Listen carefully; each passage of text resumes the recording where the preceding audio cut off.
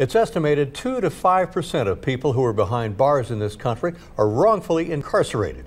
In Kansas, that totals as many as 485 current inmates. A network of nonprofit groups across the nation are working to ensure the people in prison actually belong there. But before those cases gain the headlines that we've been seeing a lot of recently, we learned that it takes years of work with very little glamour.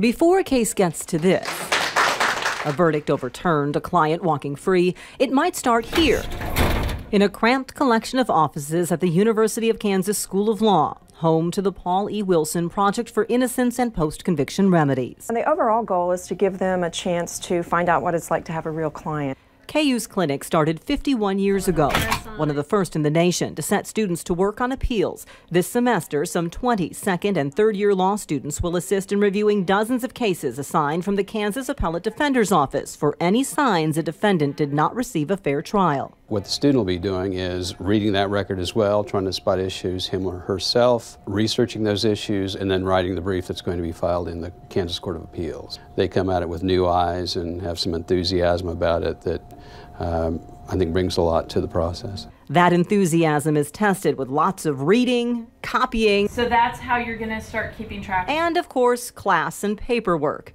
In most instances, it's not a question of guilt or innocence. It has to do with the process and making sure that everybody's constitutional rights are upheld and that we have a fair system. Those questions, first asked by KU students, led an appeals court to rule Kimberly Sharp's confession in a 2006 Topeka murder was coerced. She ultimately pleaded to a lesser charge and was released last fall on time served. Right now, students have about 100 other cases at some point in review. A handful of faculty supervise, bridging the turnover of semesters and handling most of the actual courtroom work. Among about 10 active cases, they're seeking a new trial for Topekan Frank Robinson. He's serving a 36-year sentence for a 2006 fire that killed Marvina Washington. If someone is sitting in jail and their rights were violated, if the confession was coerced, if the attorney didn't put on the expert to prove that it was actually arson and not an accidental fire, if those rights don't exist for the Kim Sharps of the world, then they don't exist for the Gene Phillipses of the world. Sometimes students do uncover information that raises the question of innocence. In 2006, the project took on the case of Floyd Bledsoe, convicted in the 1999 murder of Camille Arfman. They briefly won his release in 2007, but it wasn't until KU's center partnered with the Midwest Innocence Project that they had the resources to pursue testing new evidence that would eventually exonerate him. In this time, we looked at DNA testing to see if that was something we could add. MIP's legal director, Tricia Bushnell, says it takes more than simply claiming innocence for their organization to accept a client. There's a long application process. Documents are screened, evidence reviewed. Bushnell recently joined the legal team for Stephen Avery, a case capturing national attention through the Netflix documentary Making a Murderer. Bushnell says MIP isn't after headlines, but there's a reason they get them. The reason why each case strikes us as extreme is because it is. This is where things went wrong, and that's why we have to be here to fix it. At KU, that starts with the students advocating for inmates. Most of them won't have anyone, let alone an attorney and 2 or 3 interns working on their case. We actually went to the prison last semester and interviewed a client for 2 hours. That's not something you gain from just regular law school classes. I think that the system works, but like everything, it's not infallible. Which really is the goal. They may look for its faults, but say our judicial system is one in which they believe. I want my students to understand that those rights are there for a reason, and they need to be followed. They need to be followed by everybody. To date, more than 300 people in the U.S. have been exonerated through DNA evidence, but what happens after that? Floyd Bledsoe spent 16 years in prison. You will hear how he's adjusting to freedom and all the actions that his case has set into motion over the past 2 months. That is coming up tomorrow on 13 News at 10. Imagine losing more than 15 years of your life in prison for a crime you had always said you never committed. Floyd Bledsoe walked free in December thanks to new evidence in the 1999 murder of his sister-in-law. He says his case highlights the need for change, and it's already set in motion new activity from the sheriff's office to the State House. Stepping out for a walk on a sunny day is still a treat for Floyd Bledsoe. Just trying to figure out what I want to do every day has been the biggest adjustment.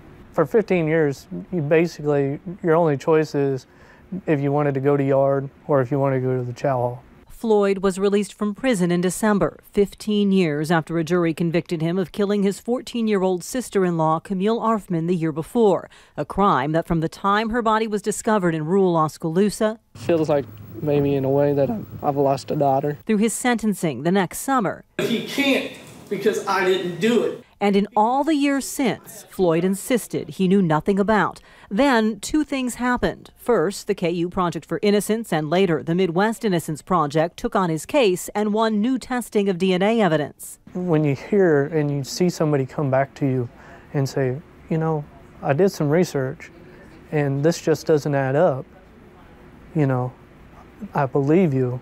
I mean, it gives you hope. Second, weeks after MIP announced the new test results showed DNA linked to Floyd's father and his brother Tom on Camille's body, Tom took his own life in the parking lot of a Bonner Springs Walmart. He left notes confessing to raping and murdering Camille, along with a map showing where deputies could find a shell casing that was never recovered. I wanted the truth. I just didn't want it to end the way it did.